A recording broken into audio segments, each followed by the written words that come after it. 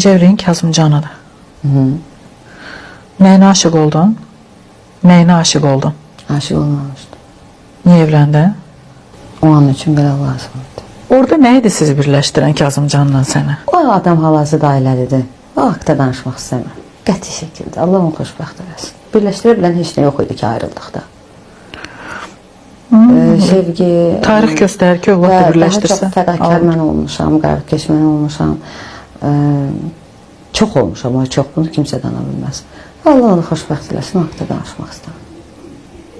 Qarğıkeş nədir? Tapdalayırsan, özünü keçirsən də öz üstündən. Qarğıkeşin də qarğıkeşi var, Məli qarğıkeşin qarğıkeşi olmuş. Çox keçmişəm üstümdən, valla. Mən indi yadıma düşür, arada uzanırıq, patoloqa baxırıq, fikirləşirik. Mən niyə bunu elişdim? Yox, mən niyə bunu eləyirdim deyil. Amma deyirəm ki, qızım, sən çox eləmişsən bu şeyləri. İnsan arada evladını nəyəsə görə danlayır. Bir özünü də öz qabağına qoyub baxmalıdır da.